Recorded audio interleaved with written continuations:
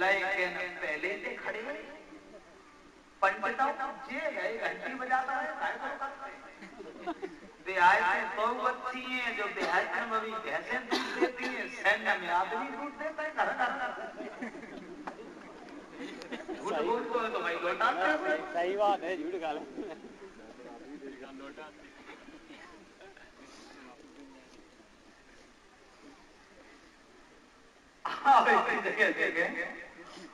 हवन की खीर का कटोरा लेकर के महाराज दशरथ जिस समय आंगन में गए हैं तो वो खीर तीनों रानियों को बांटी।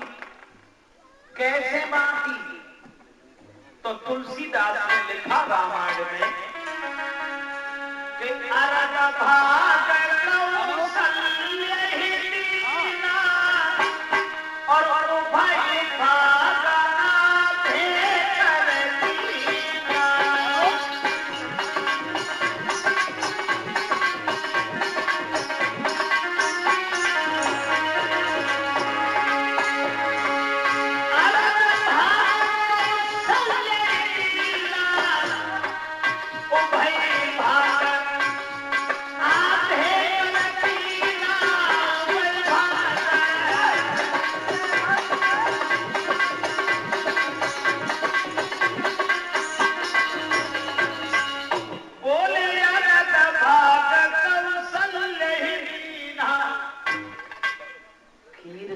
आधा भाग आधी खीर कौशल्या को दे दी और आधी खीर जो बची तो भाई भाग आधे कर दीना।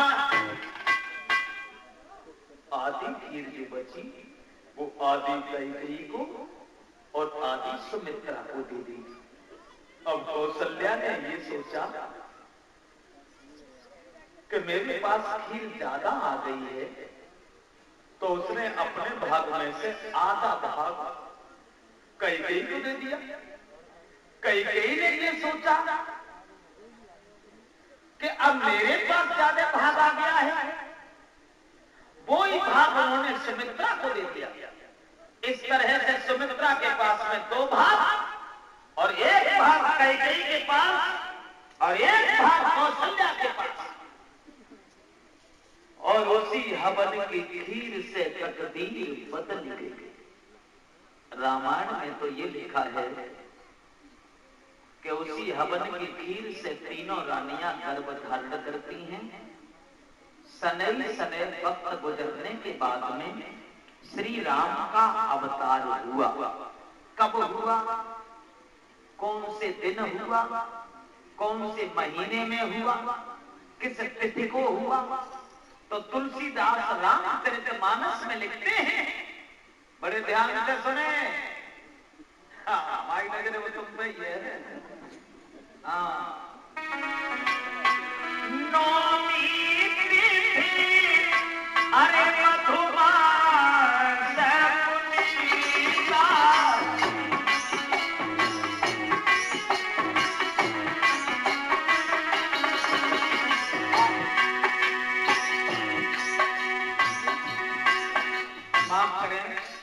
हम कोई इतने बड़े विद्वान नहीं हैं, लेकिन जो हमने पढ़ा है इसलिए हम कह देते हैं कि जहां शंका हो वहां पूछो, मैं बताऊंगा।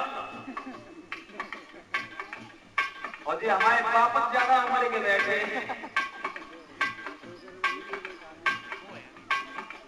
कोई सवाल हो तो मुझसे पूछो, मैं बताऊंगा।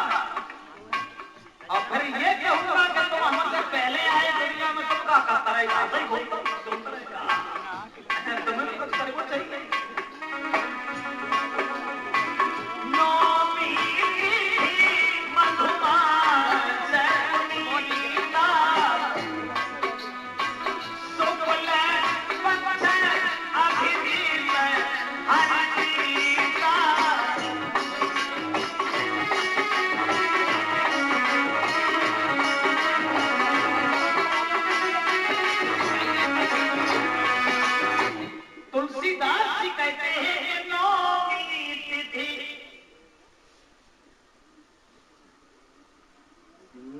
नौमी तिथि, जरा बड़े ध्यान से सुने, एक महीना में 2 नौमी होती हैं। मधुमास, मधुमास किसे कहते हैं? चैत के महीना को।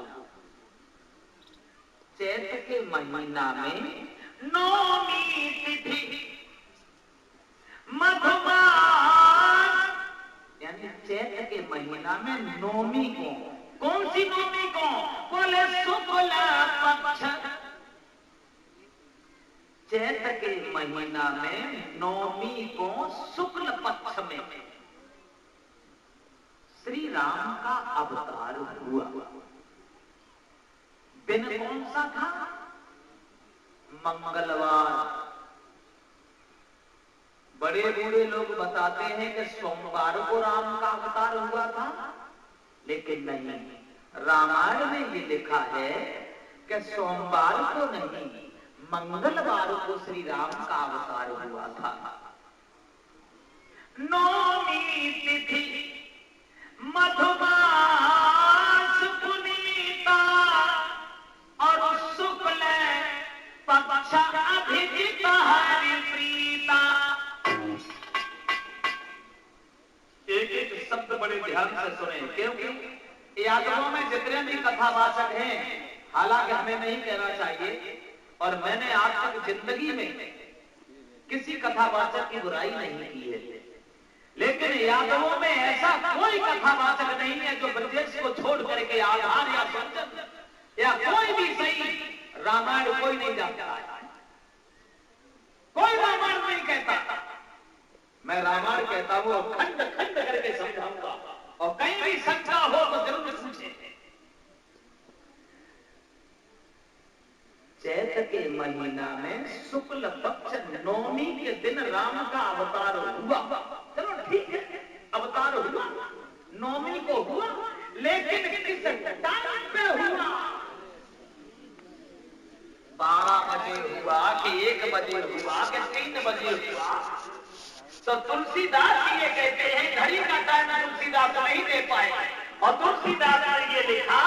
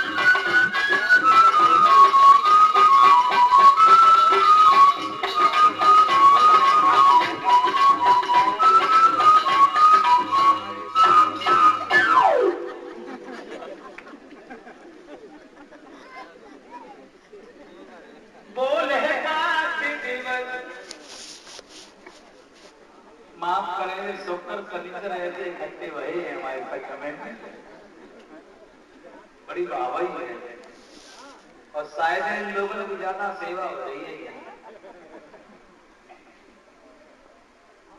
कल से हम परीक्षित महाराज से कहेंगे कि रस्सी के लगे और उन बांध कर तो वाहवाही करेंगे। बोले पार्थी दिवस अति शीतल घामा और पावन काल लोक विश्रामा। बोले पार्थी दिवस, मध्य दिवस यानी दिन के मध्य में। दिन के मध्य का मतलब होता है दिन के बीच में, और दिन के बीच का मतलब है दोपहर में। बोले पार्थी दिवस अति शीतल धामा दिन के मध्य में, दिन के बीच में। दिन के बीच का मतलब है कि दोपहर में जो न कोई सर्दी न कोई गर्मी, और पावन काल लोक विश्रामा। चैत के महीना में शुक्ल पक्ष नवमी के दिन दोपहर में भगवान श्री राम का अवतार हुआ। जगदीश रामायण में ये लिखा है, नवमी को श्री राम, एक दिन बाद दशमी को कैकेयी के पुत्र हुआ, और उसके भी एक दिन बाद एकादशी को सुमित्रा से दो लड़का पैदा हुआ। एक दिन के अंतर से घर घर में आनंद ही आनंद छा गया। बधाई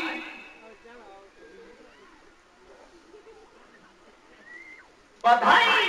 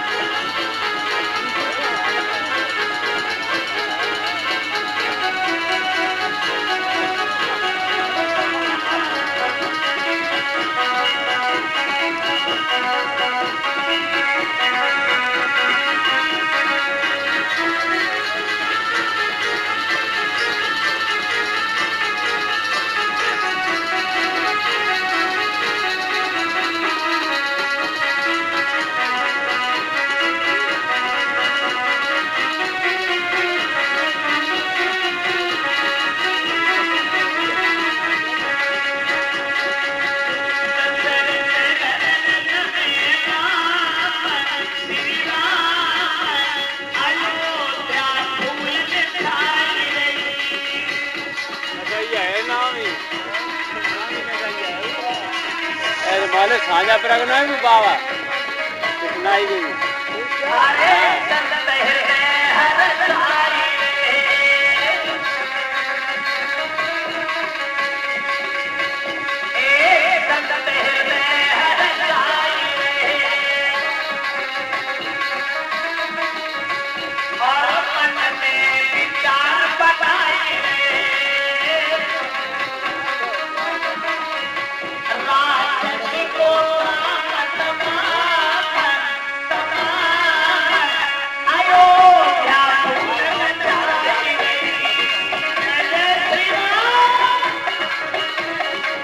पावे।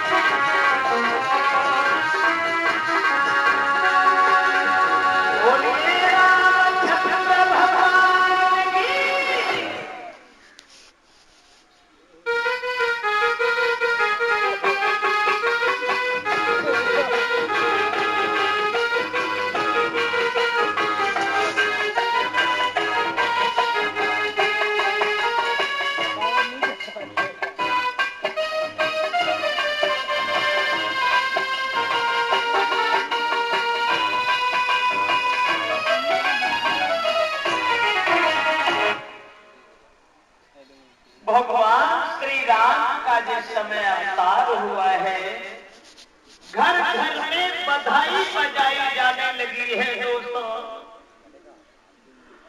और श्री राम के दर्शन करने के लिए देवियां देवता सब अयोध्या में आ गए। नतीजा ये पहुंच गया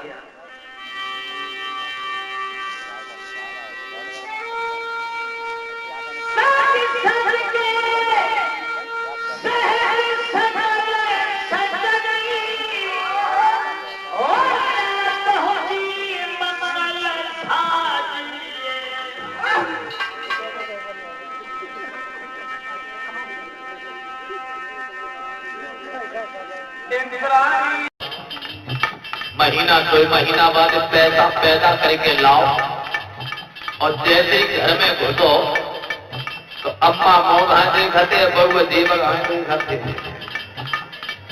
एक तो अंतर है। तोले बड़ी सेवा तोले देव ने उचकी उचकी सी दिखाते रहते।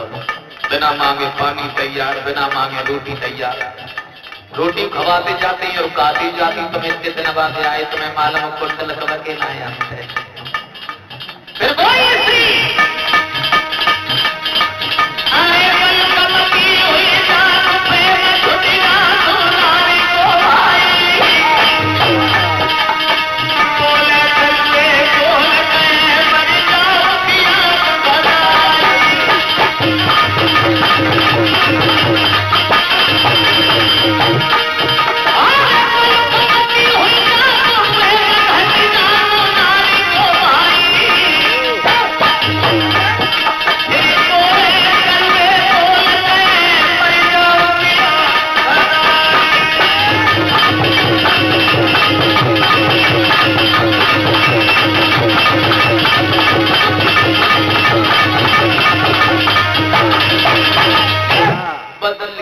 भारत की संस्कृति। पहले हमारे भारत की माताएं पति के चरणों में स्वर्ग समझती थी। सुबह ही सुबह जागकर सबसे पहले पति के पैर छुआ करती थी और पति के पैर छूने के बाद तब कोई काम किया करती थी। आज मैं सवाल कर दूं, इतनी भीड़ में कौन सी ऐसी माँ बहन है जो अपने पति के रोज पैर छुआ करती है?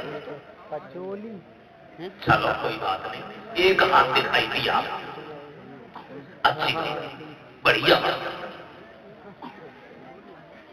हमारी नजर में तो फिर सवाई हमें कहा तो हमें तो लोग उठाई दी कि हमारे कोई ना छुए जाता घर से निकले तब कौन देता हूं। अब कहां टाइम है इतना, पति के पैर कौन छुए? ये 4 बजे पर राती जाए ना मालूम सच मोदी के नहीं मोदी सवेरे को 6 दांव जगाओ तो कोई जगह नहीं है। और जगिए वो जाए तो पति का है वो देखे वो झाड़ू उठाए। सबसे पहले सीता ढूंढती को 2 शब्द दिया तो चली गई। फर्क आ गया, नाम आ गया। रह गया शौक इनको केवल अपनी कोठरी सजाने का। अपने शरीर को सजाने का शौक है बस, इसके अलावा कोई शौक नहीं। क्या रोटी खाना दिया करना हो, पड़ी हो चाहे बिना पड़ी हो, घर में देखो 6 दिन से झाड़ू ना लगो कोई चिंता ना, बर्तन देखो 10 दिन आगे सब्जी से किसी तरह कोई चिंता ना, दूध की हड़िया गाय देखो तो कुत्ता कबड्डी खेल रहे कोई चिंता ना, बाल बच्चे के मुंह खाने घरों तो बालम पत्ते मोमबत्ती की फैक्ट्री कर रहे हैं कोई चिंता ना, मम्मी को देखो तो बालम पत्ते धीरे देवी यही घूमने कुछ चली। रह गया शौक इनको केवल अपनी कोठरी सजाने का, श्रृंगार चित्र के बनाने का और फिल्मी गाना गाने का, और कोई शौक नहीं। चलो छोड़ो, कहां कार्य में कोई इंतजाम कर रहे हैं, कथा में देखिए। तीनों प्राणी महाराज हरिश्चंद्र उनकी अर्धांगिनी तारा और पुत्र रोहिताज तज वस्त्र आभूषण सकल कपड़ा फटे तन भावी के दमड़ी न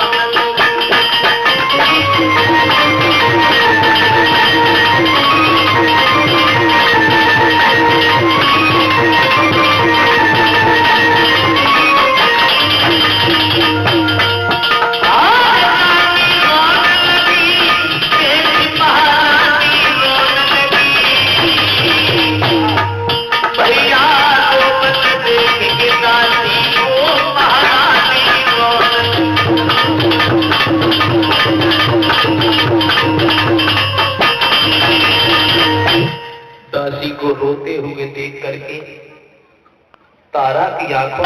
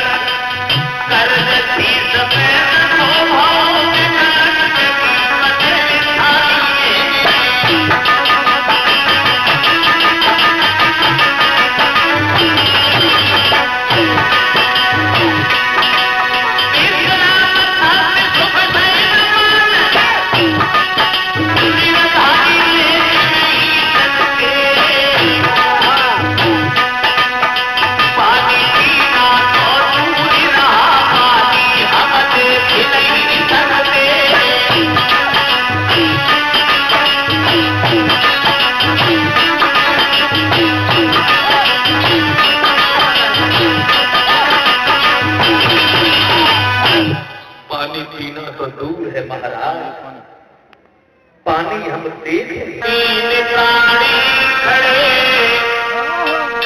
आज दिखते लेने वाले आए तो मैं क्या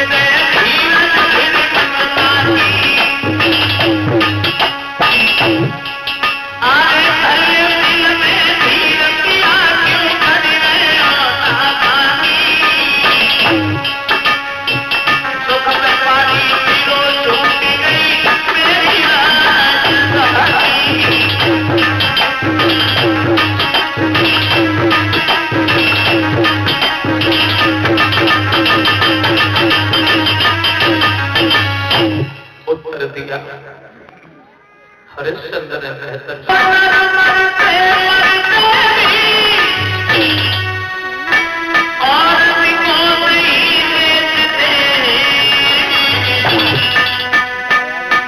और हम ही के पहले पापी हैं जो सब मर्यादित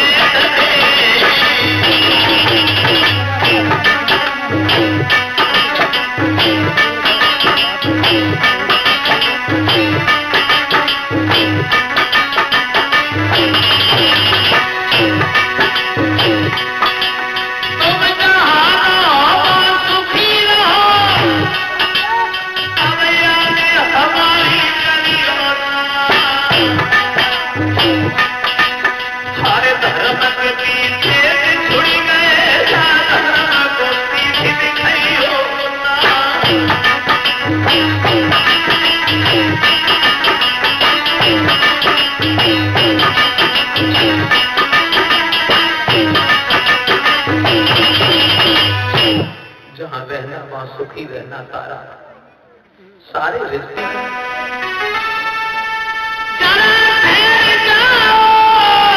तो फिर क्या नहीं है क्योंकि अभी मैंने भर के देखा नहीं है अभी मैंने भर के देखा नहीं है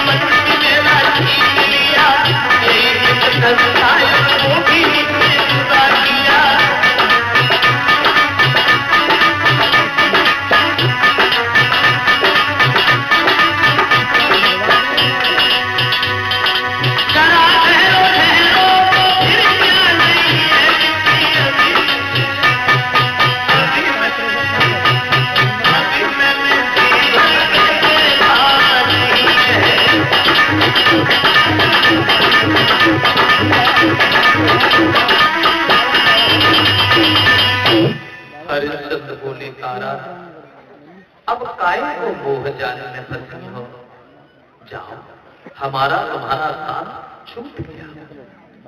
रोती हुई तारा ब्राह्मण के साथ चली गई और हरिश्चंद्र मेहतर के साथ चली गई। अब क्या हुआ जरा आगे देखें। रात भर लेट कर हरिश्चंद्र ने विश्राम किया। सुबेरा हुआ तो मेहतर ने जगा दिया। क्या हो रहा है? सो रहे हो? 20 बार सोना सोने के लिए नहीं दिया हमने। मेरी बात ध्यान से सुनो, मेरी आदत नहीं है एक बात को बार बार कहूं। सुबह जल्दी जागो, झाड़ू लेके भागो, काशी की गलियां साफ करके आओ, उसके बाद तुम्हें खाना मिलेगा। भोजन करने के बाद आराम नहीं करोगे, जो भी काम होगा हमारे आदेश के अनुसार होगा। अब खड़े खड़े फोन की और क्या देख रहे हो? जाओ ना जल्दी काशी की गलियां साफ करने के लिए चले। समय को बदलते कभी देर नहीं लगती है साथियों। कभी सर्दी कभी गर्मी, ये सब कुदरत के नजारे हैं। कभी सर्दी कभी गर्मी, ये सब कुदरत के नजारे हैं। और प्यास होने भी लगती है जो दरिया के किनारे है। जैसे साल में मौसम बदलते हैं, कभी सर्दी कभी गर्मी कभी बरसात, कभी रजाई से बड़ा प्यार होता है और कभी रजाई से नफरत हो जाती है। और इसी तरह आदमी के जीवन में भी मौसम बदलते हैं। कभी सुख है कभी दुख है, कभी सम्मान कभी अपमान। हर आदमी के जीवन में सदा दिन एक से किसी के गुजरते देखे, सदा दिन एक से किसी के गुजरते देखे, इंसान दुनिया में फिरते उतरते देखे।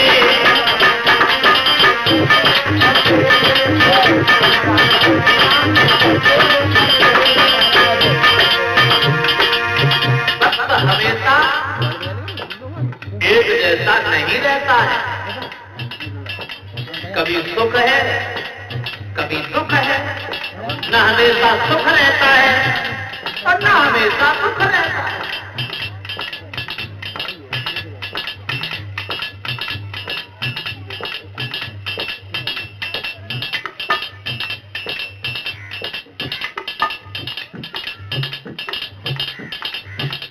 वक्त की बलिहारी करते थे न्याय दूसरों का जो जज बनकर, करते थे न्याय दूसरों का जज बनकर, वही कटघरे में खड़े थे और करते थे इलाज दूसरों का डॉक्टर बनकर, वही हॉस्पिटल में पड़े थे। सदा दिन एक देखी दीगन गुजरते देखे। समय एक जैसा नहीं रहता। अपनी आंखों से देखा होगा तुमने, जो जन्म का धैर्य न पहनाए बैठे तो घूमत है कारण भक्त की बलिया है।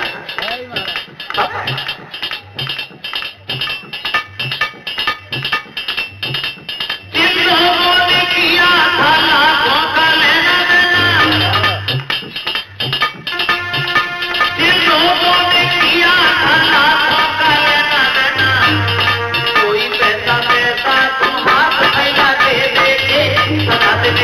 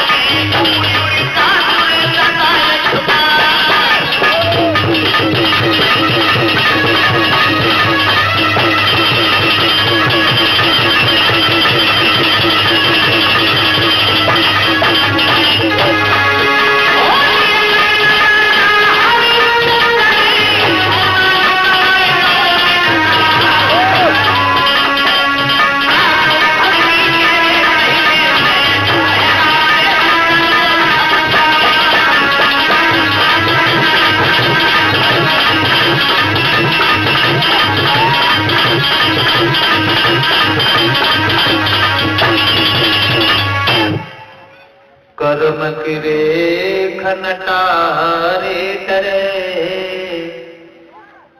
कर्म को कर्म सो कर्म करावे, और कर्म से इज्जत मान मिले,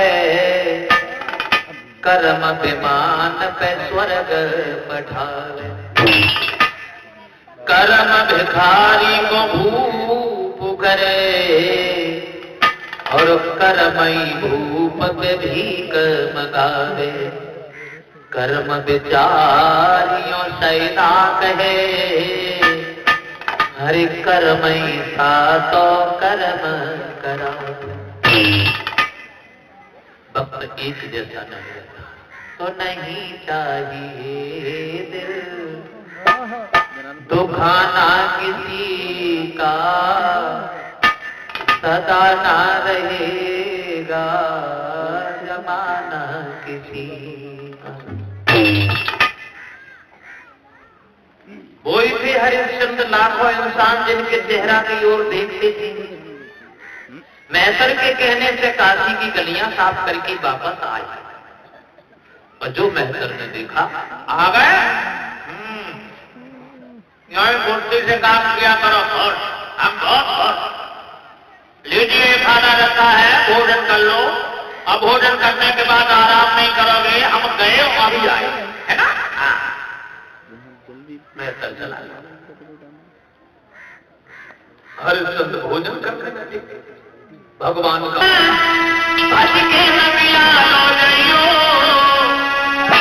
पानी भर के गंदी नहीं मत जाना है,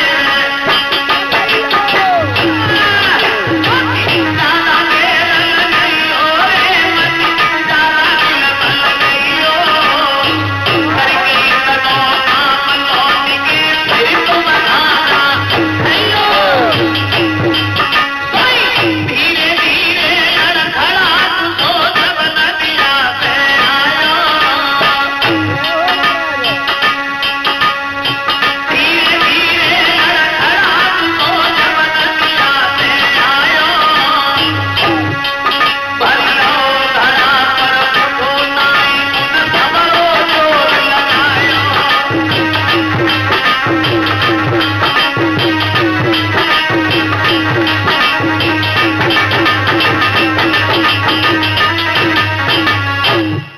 मेहतर के कहने से पहुंच गए नदी पे, गंगा पे नहीं, उस समय गंगा की प्यारी उठवाई में रानी उठवाई में जगरिया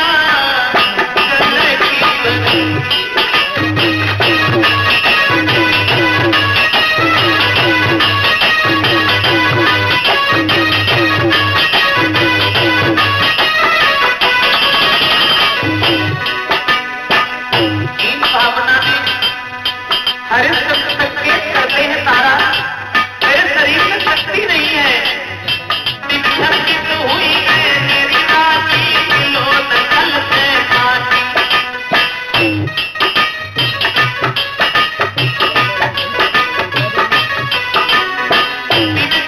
हुई है मेरी राती लोट कल से काटी।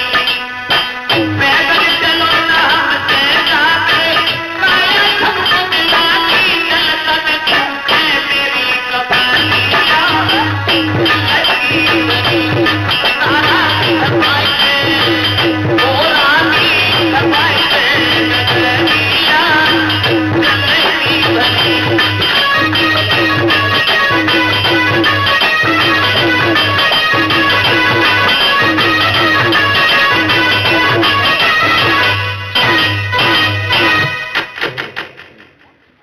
थोड़ी सी ताकत लगा दो, ये घड़ा उठ जाए, तुम्हारा एहसान हो जाएगा और मेरा काम हो जाएगा। तारा कहने लगी क्या काम? घड़ा उठवाओ। उठाना तो दूर है, हम तुम्हारे घड़ा को छूएंगे भी नहीं,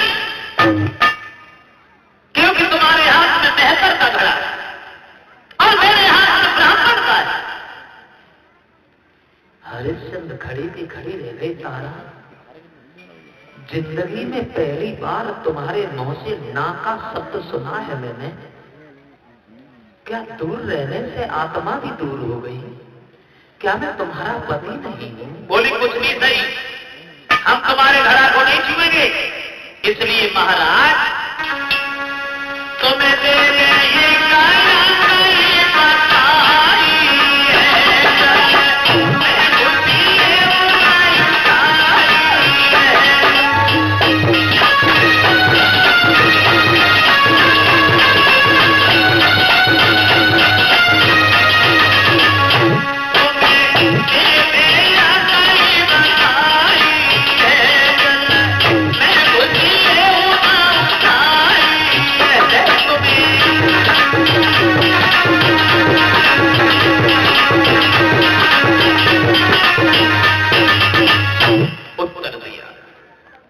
पानी में घुस जाओ। किसी भी घर में घुस कर देखो तो नर नारी फंसे सब चक्कर में, सब एक दूसरे के चक्कर में जो दुनियादारी है।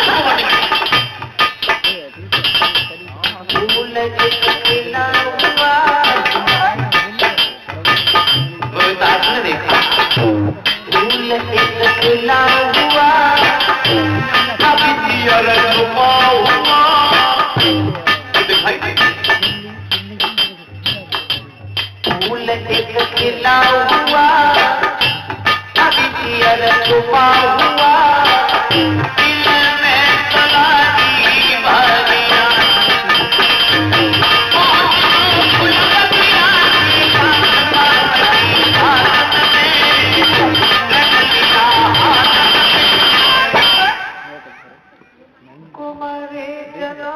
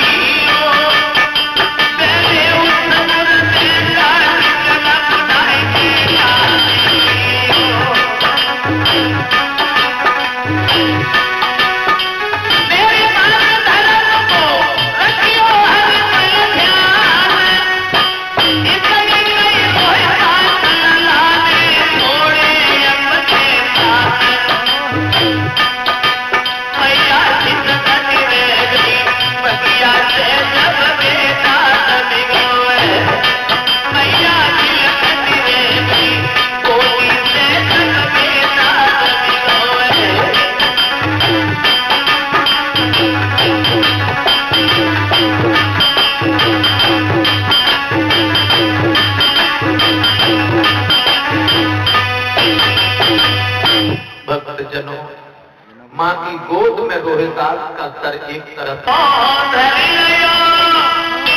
हरे मात की छूटी गई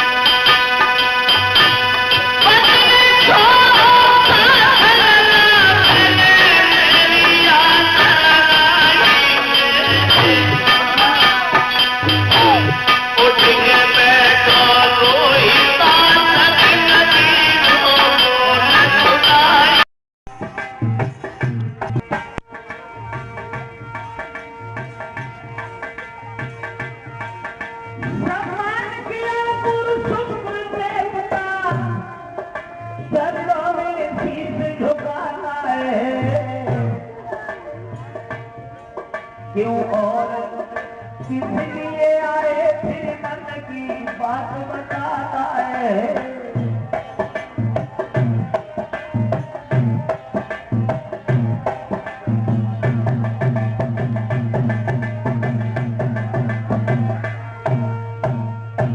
शुक्राचार्य के समीप जब पहुंचा है कथ और शुक्राचार्य का बड़ा सम्मान किया है, उन्होंने बैठा दिया। कहिए, तुम तो देवताओं के गुरु बृहस्पति के लड़का हो और आज हमारे पास कैसे आए? तुम्हारे पिता देवताओं के गुरु हैं और राक्षसों के गुरु हैं, हम लोगों में कभी बनी नहीं। यहाँ आने का मतलब बताओ तो कथ कहने लगा, मैं तुमसे कुछ शिक्षा लेने आए हैं, आप हमें संजीवनी विद्या सिखाएं। पहले तो शुक्राचार्य ने मना किया और कहा इस विद्या को तो हम सिखाएंगे ही नहीं, लेकिन अब आज लेके आए हो तो निराश भी नहीं करेंगे तुम्हें।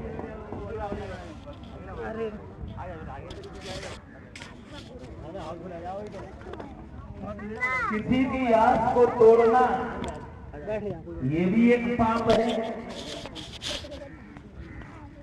तो कहा ठीक है, रुको हमारे घर पे, हम यही तुम्हें विद्या सिखाएंगे। अब कथ जो था वो विद्या सीखने लगा। शुक्राचार्य ने बड़े प्यार से उसे विद्या सिखाई और जब विद्या सीख के निपुण हो गया और कहा बेटा अब जाओ, अब तुम किसी को मरने नहीं दोगे, मरा हुआ इंसान जिंदा कर सकते हो। कथ जो था वो गुरु से अनुमति लेके चल दिया, लेकिन एक मुसीबत बन गई।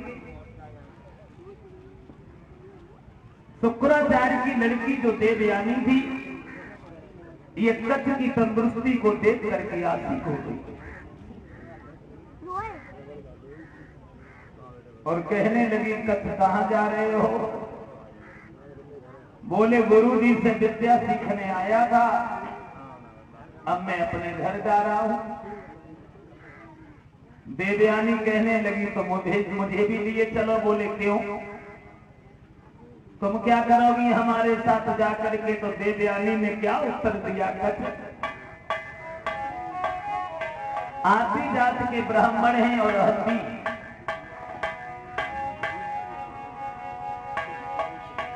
तुम्हारे संग आंगन में करे वो चाहत सगाई।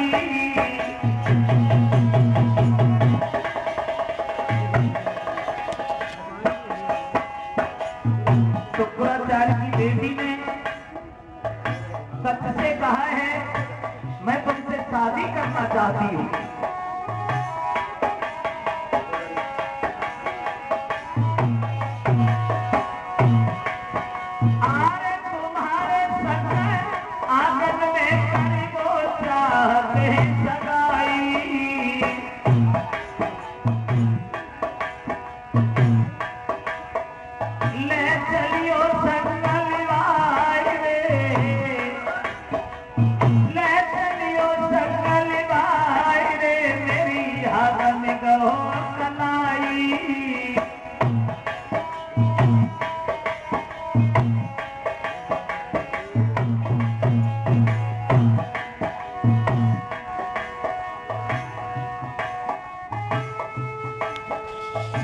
आज स्वर्ग में ताजे उड़ गए हो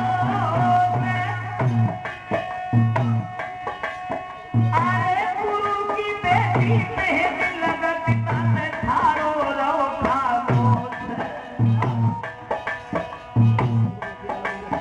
कोई हाथ जोड़ के कहीं अपने घर को तुम जाओ कोई हाथ जोड़ी कस कहे के अपने आनंद में जाओ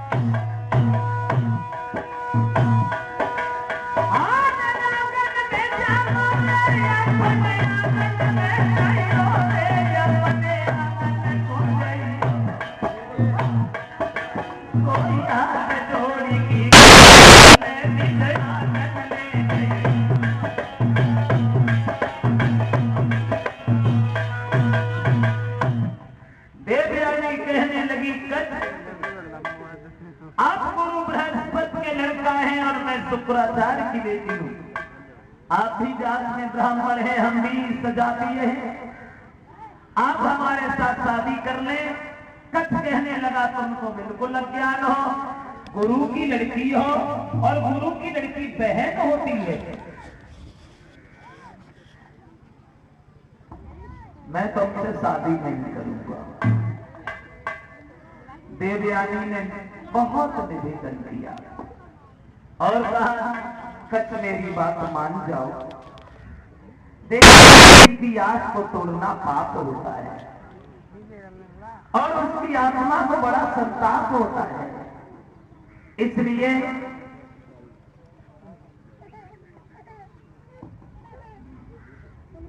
देखिए देवयानी इतनी पागल बनी कहने लगी चले गए जो छोड़ी तुम मैं जी पाऊंगी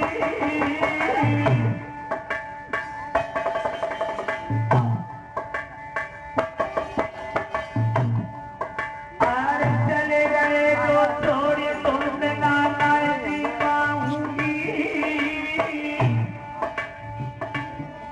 और मानो मेरी बात के घर में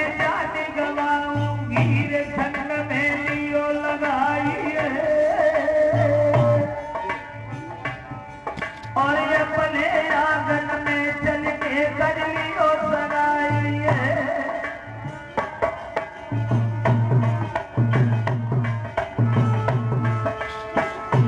एक बात और सुनो कच्छ बोली देवयानी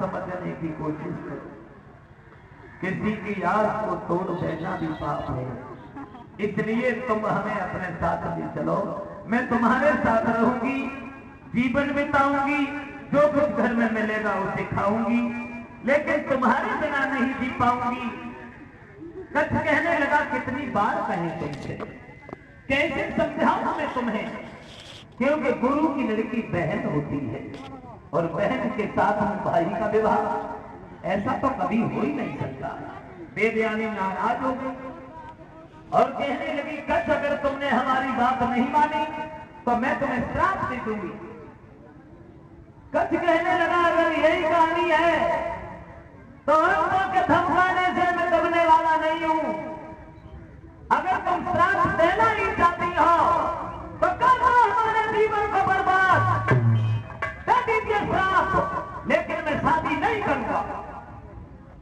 देवयानी ने फिर निवेदन किया, नाराज हो गई, फिर मुलायम पड़ गई और कहने लगी, कच्छ मेरी बात मान जाओ, श्राप के लिए मैंने वैसे ही कह दिया था, मैं तुम्हारे बिना जी नहीं पाऊंगी कि तुम जो तो करे हम सोई और तर तर की ठोकर खाऊंगी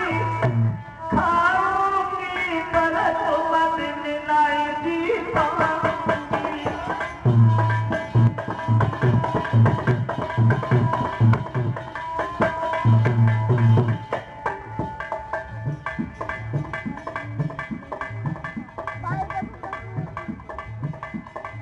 पागल हो गई वो लड़की। अरे तुम जो तो करे हम सोई तर तर की ठोकर खाऊंगी पर तुम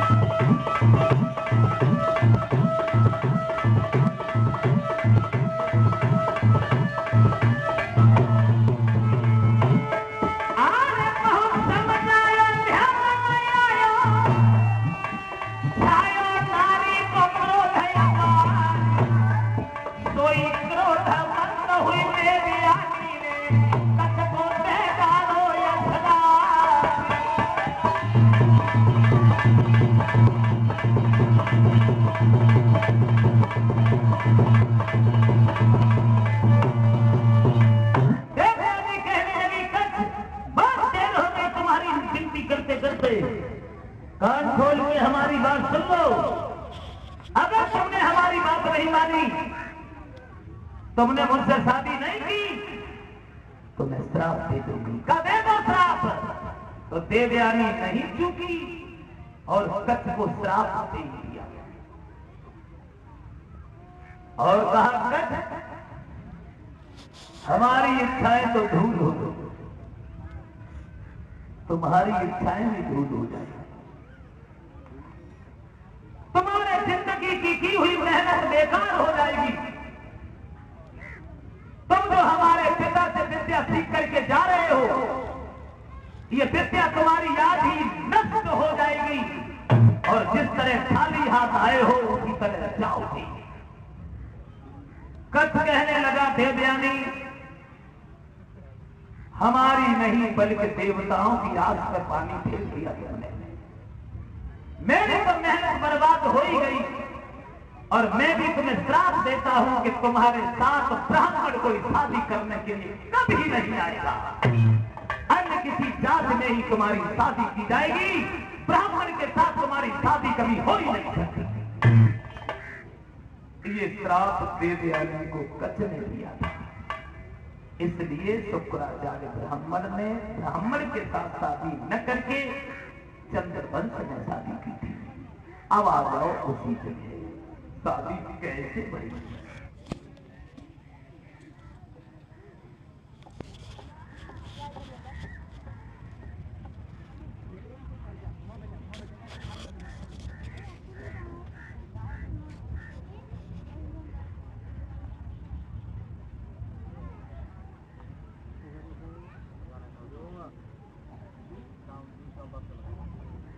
शुक्राचार्य के जो शिष्य था कृष्ण परवा, जिसकी लड़की सर्वनिष्ठा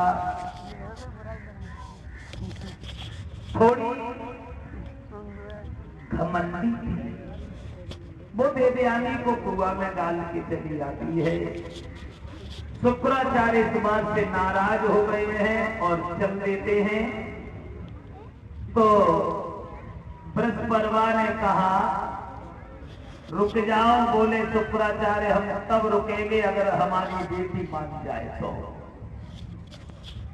देवयानी से कहा बहन तुम रुक जाओ तो गुरुजी मान जाएंगे।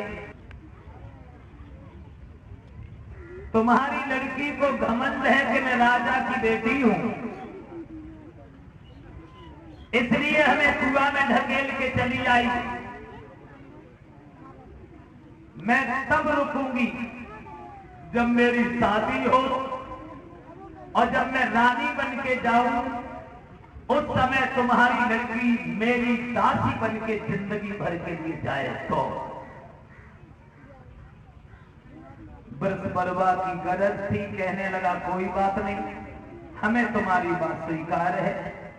जब तुम रानी बन के जाओगी शादी होने के बाद, तब हमारी लड़की तुम्हारी हमेशा हमेशा के लिए दासी बन के जाएगी। तो रुक गए शुक्राचार्य।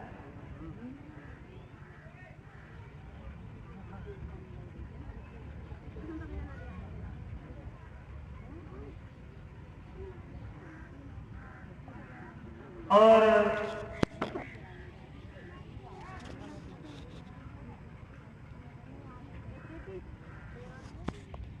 ने कुआं से निकाला। एक दिन यात्री घोड़ा पर सवार होकर के गए हैं दोबारा में शिकार खेलने। देवयानी मिल जाती है और बार बार निवेदन करती है कि हमारे पिताजी ने तुम्हें बुलाया है, तुम मेरे साथ घर पे चलो। क्योंकि उन्होंने पूछा था कि तुम्हें कुआं में से किसने निकाला।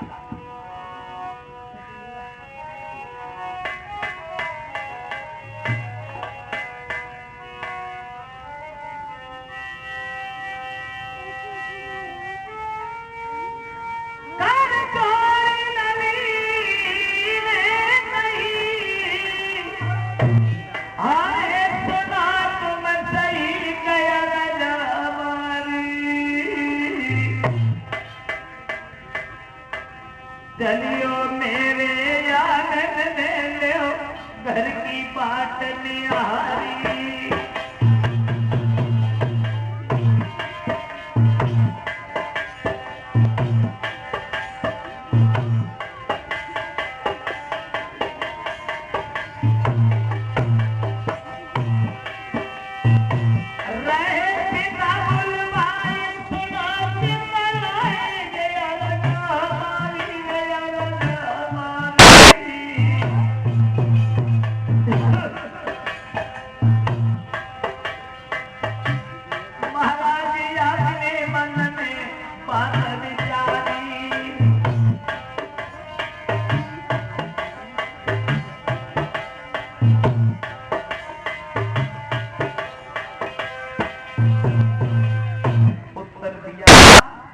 पिताजी घर पे बुला रहे हैं तुम मेरे साथ चलो।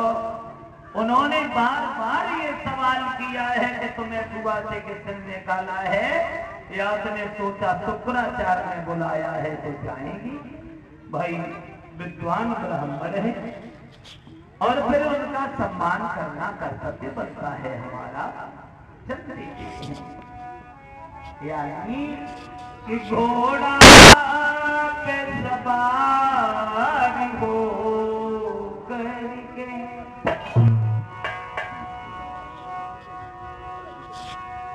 आगे की सीध लगाई।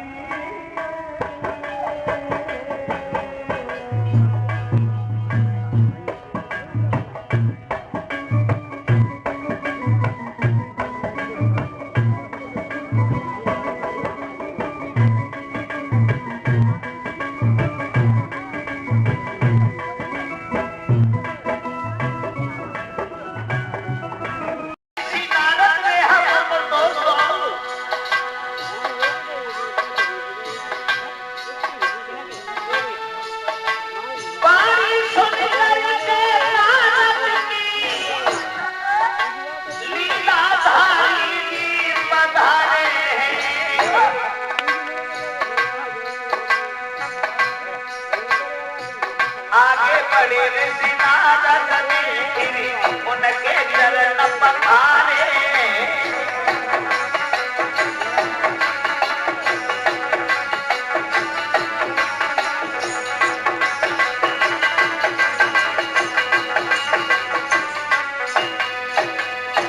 भगवान नारायण का ध्यान किया। नारद ने सोचा इस मुसीबत में और तो कोई नहीं मिलेगा। जैसे ही भगवान का ध्यान किया भगवान पहुंच गए। कहो नारद कैसे याद आ गई तुम्हें? नारद बोले कैसे याद आ गई? महाराज हम तो सुबह से शाम चलते फिरते उठते सोते जागते हम तो आपका ही भजन करते हैं। और जी विधि होए नाथ हित मोरा।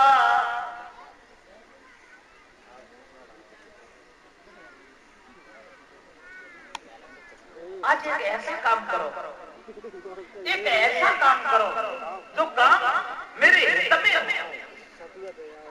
बोले हम तो वही करेंगे जो तुम्हारे हित में होगा। नारद कहने लगे प्रभु कुछ भी नहीं चाहिए, धन नहीं चाहिए, दौलत नहीं चाहिए, बढ़िया भवन नहीं चाहिए, प्रभु कुछ भी नहीं चाहिए। मैं सुंदर बनना चाहता हूँ और मुझे सुंदर बना दो और इतना सुंदर बना दो, इतना सुंदर बना दो जो मेरी ओर देखे वो देखते ही रह जाए। भगवान बोले तो इसमें कौन सी बड़ी बात है, मैं सुंदर बना है। भगवान ने नारद को सुंदर बना दिया, बहुत सुंदर। शरीर को सुंदर बना दिया लेकिन चेहरा बंदर का बना दिया।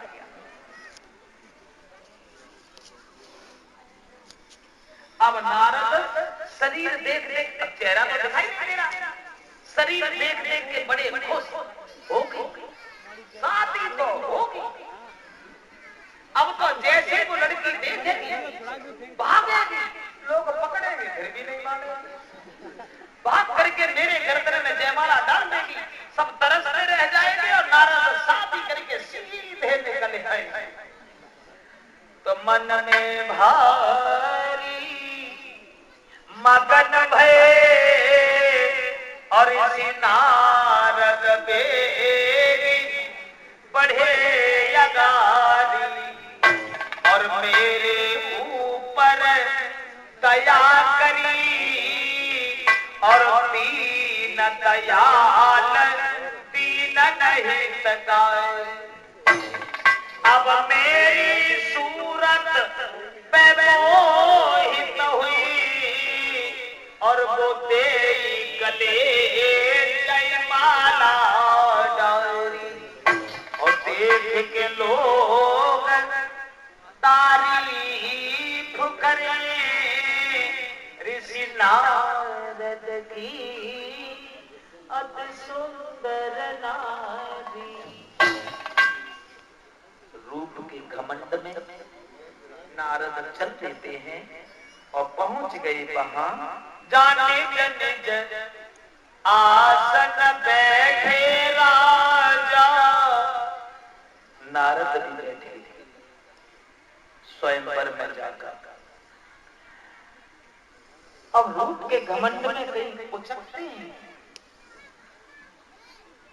कहीं बैठ जाते हैं, कहीं खड़े हो जाते हैं। लोग देखें, हमें देखें, हम कितने सुंदर हैं। शंकर जी के दो गण ब्राह्मण बनकर घूम रहे थे वहां, एक दूसरे से बातें करने लगे। भैया आज नारद बड़े सुंदर लग रहे हैं। अब नारद को और घमंड, खड़े हो गए, शादी तो हो। जैसे लड़की जयमाला लेके निकली